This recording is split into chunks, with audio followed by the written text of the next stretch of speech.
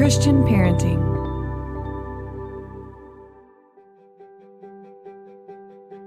Hello and welcome to the Growing Connected podcast.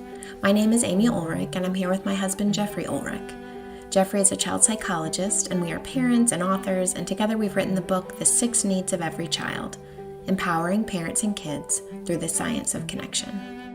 In my work as a therapist, I see both the joy and the pain families experience in their journey together. We all feel stuck and disconnected at times.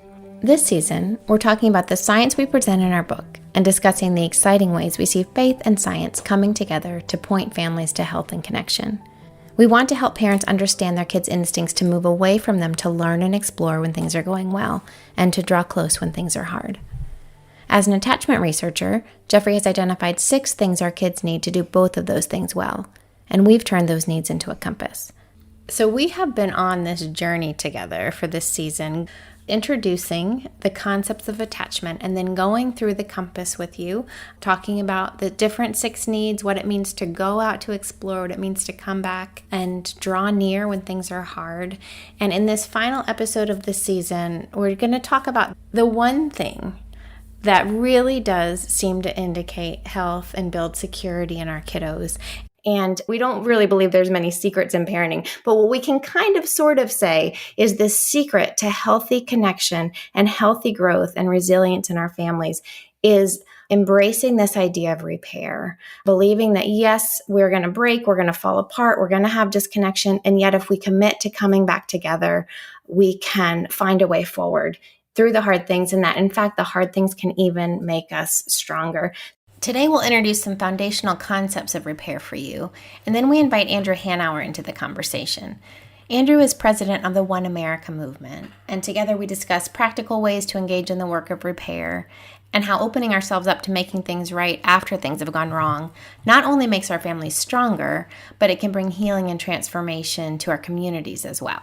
And that's something that, Jeffrey, you really studied when you were doing research at the University of Virginia, coding these strange situations with high-risk families. So I found it so fascinating. Would you just share a little bit about this strange situation and the observations that you were making there as you watched families? Yeah, so if you read our book, early in the book, we talk about the strange situation as really the gold standard instrument for measuring attachment in young children with their parents. And we discuss the components of it, but we haven't talked about it on the podcast. And it's probably a good time to talk about those components because it helps us understand this thing you're talking about, this repair moment, and why it's so important. So the strange situation is a lab situation where there's a parent and their child in this room behind a one-way mirror with a bunch of toys, and mom or dad and their child are playing with the toys. After a while, a stranger comes in, tries to play with the kid.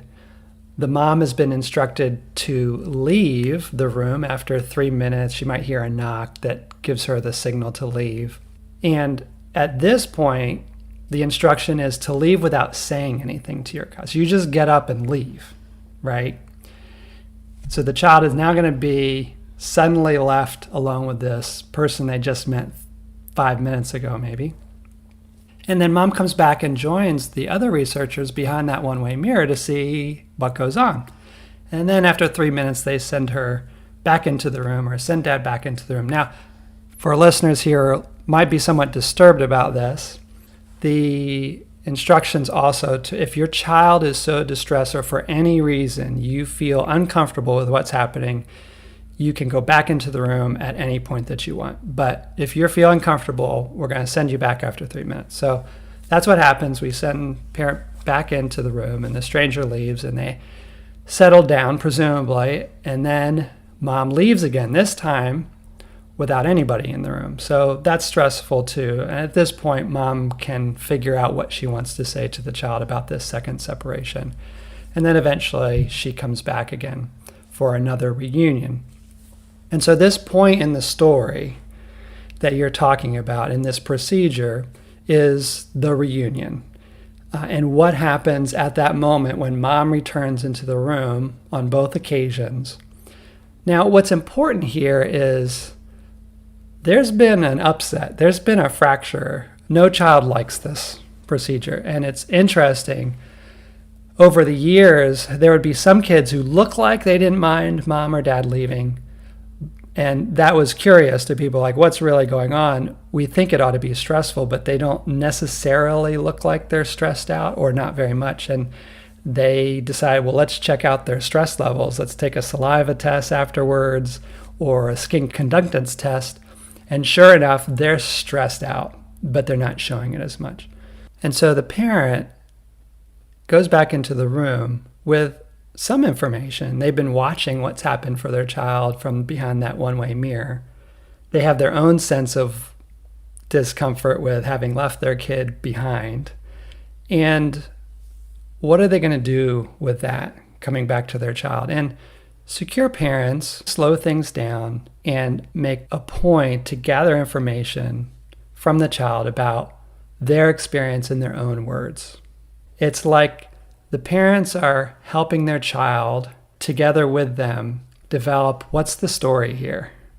They are taking charge to get the two of them back to the beginning of the compass, which is delight and my unshakable love for you. Because for a moment there, that might have felt like, well, why would you just leave me in this room with this stranger? That didn't feel very good. That wasn't very loving. So what's going on, Mom? Some kids won't tell you that straight away. Some kids are showing it in subtle ways. And secure parents are making sure. They're trusting their instincts. They're saying, hey, how was it for you? What's going on? What were you doing? Were you sad? Did you miss me? Were you wondering where I was? They're helping their child to make sense of what was going on. And they might need comfort. Some kids will have been really distressed and upset, and they'll let you know. Some kids may not straight away. They might be more subtle about it. They might be playing, but then they kind of like, where did you go, Mommy? And that's Mommy's signal, like, that was on their mind. They were wondering what was going on, and they're able to respond to it because they know that makes sense, that you would feel like a little unsettled about what's happened.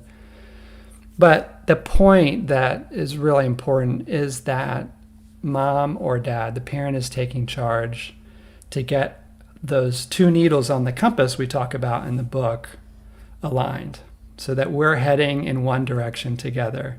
And for that situation, that's getting back to play, getting back to the top side of the compass and exploration. And you're comforted, you know I'm back, we're good. And so what are you going to do now, bud? I'll sit here and watch you, or you want me to play with you? It moves back into that delight phase, but they're making sure they're doing it together. They're not jumping to that just because that's what feels comfortable for the parent, what they want to have happen. They're taking the time to get there with the child. And there were some things that just struck me as so sweet about this experiment. So the parent leaves the room, and so often the child will go and just go sit where mom was sitting.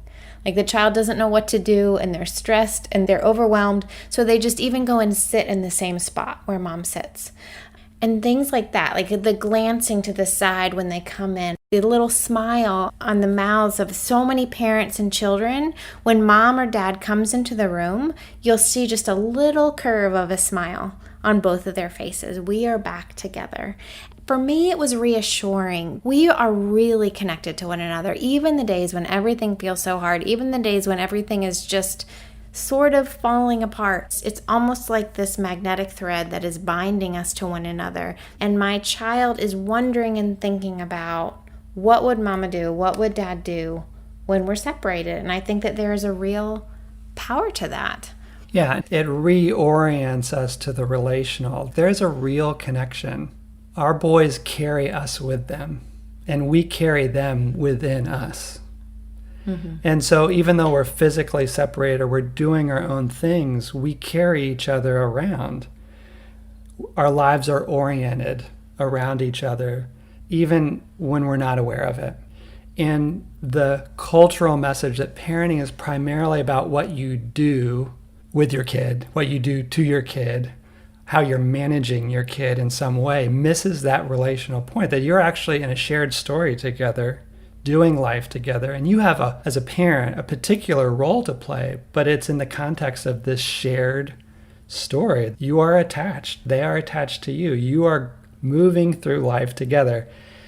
You are going to be in emotional spaces. Your child is going to be emotional spaces. They're often going to be different, or they're going to be at odds with each other. And we have to acknowledge our connection and be more attentive, because it's in us. We all have the capacity to pay attention to that invisible thread within us and recognize that security is really about taking charge of paying attention to that connection when we feel disconnected, and helping the two of us find a way back forward together. Mm-hmm. And I think also recognizing the power of the threads that are already woven into our lives from the relationship that we had with our own parents and the relationship they had with their parents. And that's why repair is so important. That's why it's so important that we talk about these 6 needs together, because we all have histories that have beautiful parts and really hard parts. And so understanding all these things and feeling that pull, but recognizing where it comes from and being able to decide on a conscious level if you want to do something different, that to me is exciting. That to me is saying like, okay, I am now empowered. Yeah, we are all products of imperfect stories. And no matter how secure you are, you're still part of an imperfect story. You're born into an imperfect story. You live into an imperfect story. But as we become parents who are raising our own children, we do have options for telling a better story. And I think one of the most powerful messages of the Christian story is that God has come into our lives to tell a better story and to transform us. And not that we are going to attain a perfect story in this life, but that we continue to press on to what's possible, that we forgive 70 times 70, because that's just part of being imperfect people in an imperfect world. And that you tell a better story by recognizing when you fall over and when things aren't working, and you have the faith and grace to forgive yourself and your children and say, well, where do we go from here? And I think there is a real transformative power in embracing that messy, imperfect process. And we hope that the 6 needs give some structure to that. And we have good confidence that both scripture and science say these 6 things, they are important and inherent in all of us. And they can help lead us out of some tough spots.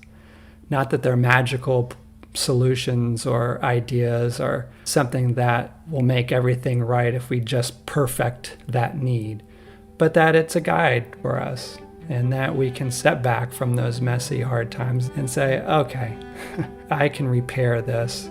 I can reconnect with my children and help us find a way forward, and that will be a better story. Now we're thrilled to welcome Andrew Hanauer into the conversation.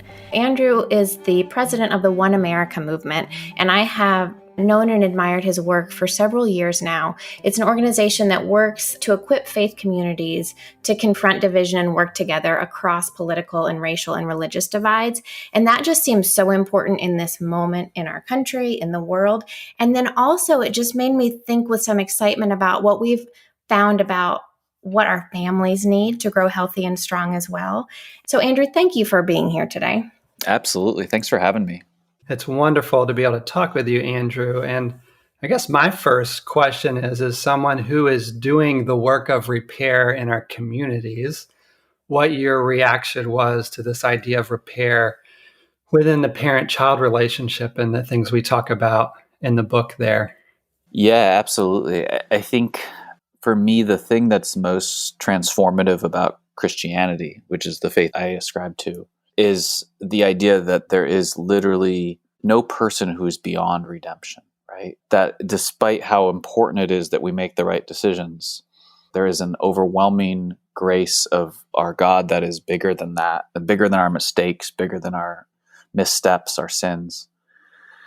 And I think one of the things that's so troubling about the culture in our country right now in the US is this idea of toxic partisanship and creating this sort of sense that there are people who are beyond the pale, right? And it's not even because they've committed heinous crimes. It's because they believe different things than I do, or they are on the wrong team, or they voted for the wrong person, or what have you. And this concept that we write people off is, to me, so much against what the Gospels speak to. And so, part of what I think is really transformative about our work is seeing people realize how much is possible that they thought was impossible in terms of transforming.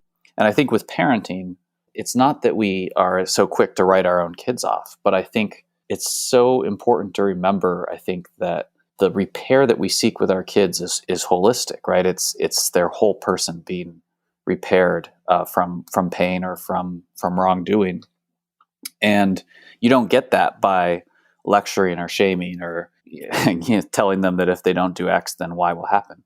It really is more than that. And yet in society, we sort of think that there's these shortcuts where we can share the right article and suddenly somebody will be repaired. But there really isn't the shortcut, whether it's with kids or in society. And I think that demands more of us. And I think that speaks to what it means to walk in that direction. Yeah, it makes me think of The Strange Situation, which is a research instrument for looking under the hood of parent-child relationships and what's really going on and the health of a relationship. And we talk about how at the end of that procedure, to see how the relationship, how that kid and their parent negotiates that fracture, that like, what happened? You were here and then you were gone and you've left me in this room and that's not cool. And that the real key moment to understanding sort of the distilling down that relationship and its health and its security is when the parent comes back, has that moment of potentially reconnecting with their kid. And what's really interesting about that is, so typically when that's done, the parent comes back into a room with a one-way mirror. And so that parent can see what's been going on in the room. So the parent goes in potentially thinking they know what's been going on. They've observed what's going on. But the secure parents come back in acting as if they don't know all of the business. They don't know what their kid's experience was. They know something about it. They know what they've seen. But they take the time to let their child give voice to what their experience was, rather than jumping in and just telling the kid what's true for that, because they think they know what's true. And I was thinking about that in terms of probably your work with communities too, this idea that we think we know what the problem is and we want to jump in and just say, if this or that, if you had done that, or it's okay, let's just move on. And that gets us into all sorts of trouble. Absolutely. I know. I love that as an analogy. And I think it speaks to two things. I think one is we have a tendency, again, in our culture to treat other human beings as objects, even if it's not in a really sort of predatory way, but rather just as your pain or your problem is something for me to check off my to-do list, right? To get through. And as parents, as a parent myself, I know oftentimes, it's like, how can I make my kid stop crying as quickly as possible, right? Or how can I tell my 11-year-old the answer to all of life's problems as she, tries to navigate the pre-middle school angst. And then I think it also speaks to this sense of the lack of humility inherent in, well, I must know the answer to everything. I must be right about everything, and therefore the relationship exists for me to convey things to you. Right. And I think both of those models are significantly lacking, whether you're talking about parenting or whether you're talking about how we relate to our fellow citizens. And I think that they both need to be addressed. We tell people in our work, just close your eyes and say to yourself, of all 7 billion people on Earth, I am the most right about everything. And if that sounds okay to you, you may be in need of some depolarizing work. But I think it's also true of parenting, right? The sad thing is I have to admit sometimes my 8-year-old is right about stuff that I'm wrong about. And if I only create this sort of one way, I'm going to teach you everything kind of system for solving his problems, it's not going to go well. Right. Well, I've been so struck and honestly just a bit ashamed at how hard it is for me sometimes when I am feeling very right, or I am feeling very tired, or I am feeling very annoyed, to actually admit, yes, you are right. Like, I'm really trying to tune into the feelings inside of myself to understand these feelings of connection and what it feels like to be disconnected. And I was thinking about our 10-year-old.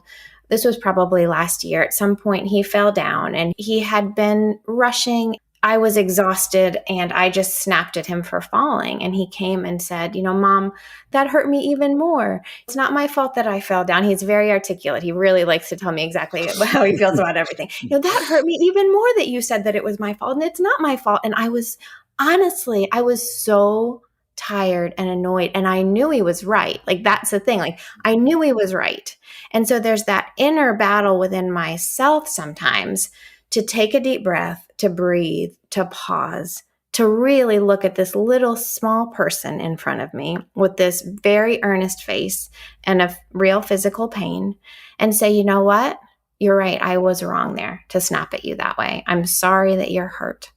And then when we can have that moment, when I can get over myself is really what it is. When I can get over myself, then we can pause, come back together. And then as we've talked about with equipping, there's comfort first and there's equipping. There can always be moments about, well, maybe it's not the best thing to like race across the room and do all that. But in the moment of pain, right, that's not the moment to share what our kids should or shouldn't be doing. Well, too, what you're pointing out is like multiple things can be true at the same time, right? And where we get stuck in relationships is I'm focused on one aspect of what is true, let's say, and you're focused on the piece of it that matters most to you that's true, and we can't hear each other. Yeah. And if what you're saying is true makes me look bad, I'm even more disinclined to hear what you have to say. Absolutely. Yeah, no, I think that's right. I love this scene in the children's book, Sideways Stories from Wayside School. And the teacher says to count to 10. And the kid counts, 3, 7, 2, 8, 5, 10. And so gets to the right end, or he says, what's 4 plus 3? And he'll go, 19, 16, 27, 7. So he gets the right answer, but he goes about it all the wrong ways. And the teacher is exasperated. And then, the sort of the thing that you take away from it is someone can be right and also can be going about something the wrong way. And they can both be true.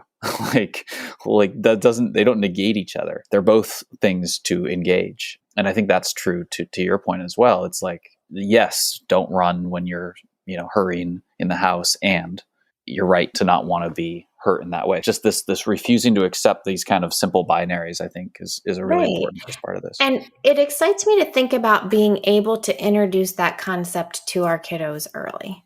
I remember when we were in our 20s, Jeffrey and I led a group of college students down to Central America.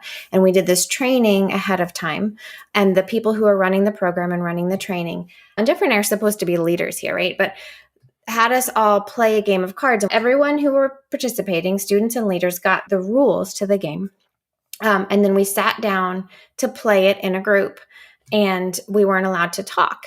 And as we were playing, people were getting it wrong. They were just not following the rules. And I just am such a linear thinker. And I also am, like to win at card games. And I just felt a little bit frustrated that people were playing wrong. And of course, we find out later that's the whole point of the exercise. Everyone had been given a different set of rules. So, someone says like, okay, aces are trump, and someone else says, oh no, spades are trump. And so we're just all sitting there in silence and getting so frustrated. But it was such an eye-opening moment for me, particularly as we were preparing to go into another culture. But I think that I think it works in so many scenarios, right? And in our families, I am coming to my kid with a particular set of rules, be it, I need you to go to sleep because you need to get a good night's sleep because you have a test tomorrow. Or this is this thing that really matters and you've got to get it done. And here's this kiddo who has had a really difficult scenario, maybe with his brother that day, or some other thing, might be a relationally focused kid, and I'm a results-oriented mom, and we are both coming to the table with this different set of understandings. Am I going to, as the grown-up enforce that, or I'm going to start to get curious. This just feels so bad. This feels like that circle that I was sitting in when we were playing that card game and it doesn't work. I wonder what else might be going on here that I don't know. Yeah, absolutely. And I think, again, to sort of draw the parallel, right? Like this is, I think it was Dietrich Bonhoeffer said something to the effect of, we should judge people by what the challenges are that they're going through in their lives, right? As opposed to the standard that we are holding them to from a distance as we judge them in a judgmental way. And his point, I think, was that everybody's going through things that you don't know about. And it strikes me as, a lot of the science and neuroscience behind the division points to this idea that we're really bad at understanding other people's motives, right? We think our side is motivated by love, and the other side is always motivated by fear, hate, ignorance, greed. And so when we see people acting in a certain way, we view that through the lens of our own side's experiences and belief systems and come to the obvious conclusion that they are terrible people. And I think that, the same is true. Like every time my kids act up, my first instinct is to come down on them. And then it always happens. Every single time I realize there's something else going on, right? There's something in their lives that is making them scared or hurt or need attention. And doesn't mean it's okay to act bad, but it means that's the root. That's the thing that is there, right? Is the unspoken part that I didn't realize was what's really going on, in their lives. Yeah, and it points to this idea that repair often, I don't suppose in every case, requires us to slow down. Like in some ways, those automatic assumptions is what always trip us up. And how do we practice not just parenting, but being in relationship with anybody in that slowed down mode? And that's hard to do, especially because we live in a world where it feels like we don't have time to slow down. I go back to that strange situation. Those parents, again, they've seen what's happened. They could feel like they can just get on with it, but they slow down. They get inside their kid's head and allow them to use their own words about their own experience. And that doesn't take away from the parent's experience, but that slowed down to gather that information makes all the difference. And finding a way out, whatever that means, like on to the next thing. It's therapeutic in its own right, even if nothing changes. Absolutely. Yeah, I think, the neuroscience concept of the rider and the elephant, I don't know if you're familiar with it, but this idea that basically the rider is our sort of actual conscious mind and the elephant is our subconscious mind. And we think that the rider thinks that they are choosing where the elephant is going, but really the elephant goes wherever it wants, right? And so when we hear something we don't like, whether it's from our kid or from our political opponent or what have you, the elephant goes immediately in the emotional direction, right? It goes away from the thing that it doesn't like. And the rider then justifies the direction of the elephant sort of post hoc. So the elephant runs in the other direction and the rider goes, oh yeah, well, we're going in this direction because the thing that you just said is wrong because of XYZ. And it basically is defense lawyer mode. And what we tell people in the work that we do and trying to counter that is just actually by pausing and slowing down, you can get your elephant to sort of correct course, not be emotionally driven, but be more able to actually respond to the actual words that were said as opposed to the feelings and emotions behind them. And then you can actually start to head in the right direction. And so whenever you go into these trainings of, whether it's how to have a conversation with someone or how to parent your kids, and they say to pause, it's not just kind of, feel good kind of thing. That there's really science behind that really slowing down helps us make much better decisions about all sorts of things. Right. It's so much about awareness. We talk in the book about how the first 3 years of your life really set the pattern for how we interact with one another, because we are wired in a certain way because of our relationship with our primary caregivers. There are these ways that our parents met the needs that we have inside of ourselves that we just become comfortable with because that's what we know. There may be things about that we love. There may be things about that we really want to do differently, but it's wired in us. So it's that moment, the pause, the awareness. Oh, okay, there I go. And we talk a lot about So many of us who were raised in homes where there were really, really strong boundaries are going to swing immediately. The elephant is going to run us right over to a boundary, like set a boundary, set a boundary. And really what we hope the Six Needs can do is give you that moment in that pause to be like, what else could be going on here? What other need could we meet? Have we just been exhausted and running on empty for so long that I just need to take a minute and delight in my kid? Do I just need to say to her, like, I just really love you. I'm happy to be here right now. Your smile lights up my day. Or is it comfort? Do we need to get quiet and figure out where the pain is? It's that elephant recognizing, like feeling the skin of that elephant be beneath us, understanding the wiring that's within us, not with any kind of shame, but just saying, okay, yes, it is there. And now how do I want to realize it doesn't get to set the direction for my life anymore or my family? Yeah, I love that. Absolutely. And I think, too, it's worth pointing out that I don't know that people recognize how powerful it is within us in terms of that elephant, that emotional self. Like it often runs in that instance where we feel disconnection. Disconnection is a major trigger for humans. We are designed for connection. And when we experience disconnection, we run in some direction without thinking about it. And then we add on, just like you're saying, Andrew, the reasons for it that justify however it is we're running, that however that got wired into us.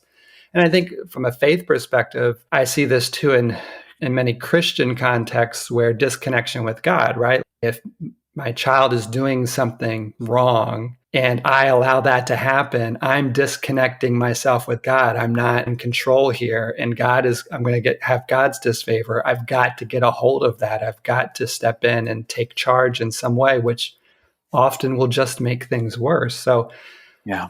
it surprises me the number of parents that I've counseled over the years, Christian parents, who have said to me, is it okay to ask my child to forgive me? And I feel saddened by that. And I usually say to them, no, it is wonderful that you ask your children to forgive you, because you are teaching them both sides, both that they learn to seek forgiveness and they learn how to extend it. Because if they don't have experience with that, they're not going to carry it forward into their lives. Yeah, that's absolutely. Yeah, and I think we're so scared, right? We're so scared to cede. It's like we're scared to show people the man behind the curtain or whatever it is, right? That we're actually just humans and that we're not perfect and that we don't know everything, because somehow that will undermine us or something. But in so doing, we create this, I think, false, unattainable ideal of, well, I'm perfect. And so then the minute that I don't live up to that, then that's when you see the hypocrisy charge come in, right? I think it sets Christians up for a lot of distrust from other communities. And I think it sets parents up for a lot of problems with their kids. It certainly sets, when we do this politically in the US and we say shame on you when your politician commits a scandal, but then when our politician commits a scandal, we pretend like it's not a big deal, right? I mean, you lose a lot of credibility pretty quickly. And I think there has to be a willingness to allow ourselves to admit when we're wrong, admit that we're not perfect, and in doing so actually regain a lot of that credibility and connection. Mm-hmm. It's so sad to me that what we all so desperately long for is love and connection. It's really what we're longing for. And yet we do these things to keep ourselves, what feels like to keep ourselves safe or to help people like us better. The things that we do just cause us to separate from one another. So I really do hope that pressing through the discomfort, pressing through these hard feelings, in some ways embracing them, understanding that when we can teach our kids that, okay, this feeling that we're feeling, this anger, this confusion, this jealousy, like this is so important to feel this and understand. And we're going to just name it right now. And we're going to think about a way to get through it. That is just equipping them for this long road of life that they have ahead of them to be in complex relationships with other human beings. Yeah, absolutely. That's absolutely right. Well, this has been a lovely conversation, Andrew. And I think there's a lot to connect the work in our homes and our relationships with our children with the work that happens in our communities and the culture at large. I think the science shows that there are some direct connections to how we do things behind, the four walls of our homes translates out into the world. Our prayer is to equip parents to raise children who go out into the world and be peacemakers, who can slow down and be more aware of what grace requires to build connection with people who don't look like you or think exactly like you or all those things. Yeah, and to find Jesus in the middle of that, to find that, oh, love is here and we can actually go out and we can be love in ways that can set us free and hopefully set our neighbors and our communities and our countries free as well. Absolutely. Amen. And I think what I love about the book is that it really gets to that, in terms of parenting in a way that I haven't seen in other books. And I think it's so important because it really has to be comprehensive. It's not like if we fix this with members of Congress, we will be, saved from this problem, right? I mean, this is a human problem. This is endemic. And at the same time, the things that we most long, as you said, the things that we most long for, connection, is itself the antidote in a lot of ways. And I think if we begin to pursue that in all aspects of life, including parenting, we can really make a big difference in the way that we live as people and the way that we live in relationship to others. We hope you've enjoyed this series of conversations. We've certainly enjoyed being here with you. Please share and follow Growing Connected to be notified at the start of next season. For an in-depth look at the concepts we've shared and stories about our own family's journey, check out our book, The 6 Needs of Every Child: Empowering Parents and Kids Through the Science of Connection. You'll find illustrations of the compass there. We've also heard from parents and teachers who want a copy of the compass to hang up, so we've created a PDF that's available for download at growingconnected.com. And if your book club or small group is reading the book together, please reach out and let us know. We'd love to zoom in and join a discussion, schedule permitting. And now, may the peace of God, which transcends all understanding, find you and hold you today. May you be strengthened and encouraged in ways that surprise you, and may you and your family experience moments of joy.